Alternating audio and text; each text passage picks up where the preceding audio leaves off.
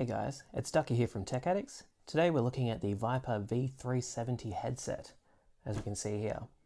I also have the Viper 330 headset here as well, which is the smaller version of the 770. The 770 features 7.1 surround sound, RGB backlighting, a flip-out microphone, a USB connection and two sets of earmuffs, one leather and one cloth. The audio quality out of these headsets is alright. It's not amazing. It's not bad either. There's a slight issue that I feel with the construction of them that causes a rattling sound with their heavy bass. The sound isolation is poor.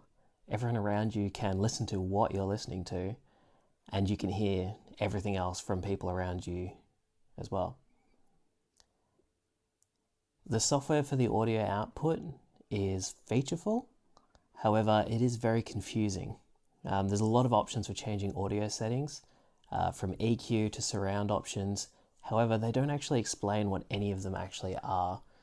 For example, Viper Audio Brilliant. No idea what that does, but it's there, and there's a slider that you can turn it up. The surround sound makes everything sound hollow, and in my testing with Overwatch I found that some sounds were actually completely missing, like somebody sneaking up behind you. You just couldn't hear them at all. The microphone on it is pretty average. It flips out from the left ear cup, but beyond that there's no positioning at all. It picks up everything around you. It's bad enough that the person next to me was talking and people actually thought that she was wearing the headset and not me. There's also no mute button. It does mute, but you have to swing the microphone back up inside the ear cup, which makes it slightly impractical if you mute or unmute often. The background noise from the microphone is noticeable in my test recordings. It's not much worse than the other microphones that I've used, and it's not really noticeable in gaming use at all. There's an option in the software as well for side tone, or otherwise known as monitoring. However, it doesn't actually get loud enough for you to actually hear your own voice come back to you, which kind of defeats the purpose.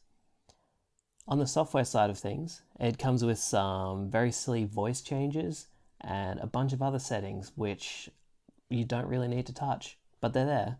And it's a lot more settings than any other headset that I've tried before. This headset actually feels pretty solid.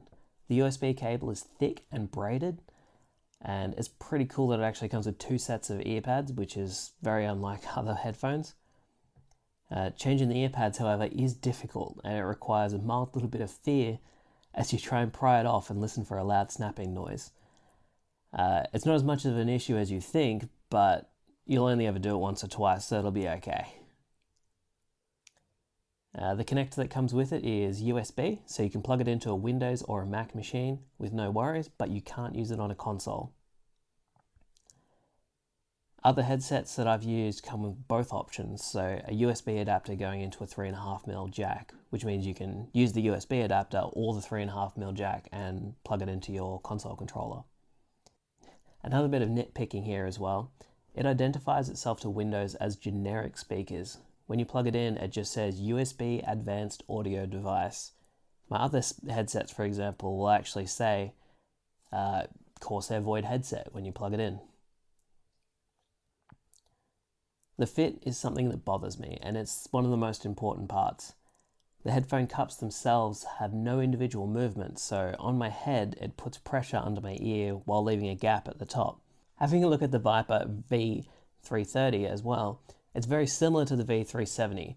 The casing is identical, however it doesn't have that reverberating noise that I was getting with the V370, so it actually sounds better overall than the more advanced version. The plugs that come with the V330 are 3.5mm jacks, so you get to plug it into your Xbox controller, or into your computer, or into a laptop, or even the desktop that has the two separate plugs, as it comes with a little adapter. The fit, however, is the same as the V370, so the non-adjustable ear cups just suck. All up, this headphone is average in so many ways. It's not as good as some of the more expensive headsets, but it is pretty cost effective. The microphone is okay, the audio quality is okay, the build quality is actually not bad. However, the fit was just the deal breaker for me. It just wasn't really all that comfortable. Compared to other headphones in the price range, it's actually pretty good. But compared to the higher end headphones for gamers, I find it lacking. I'm going to give it 6.5 out of 10 ducks for the V370 and 7.5 out of 10 ducks for the V330.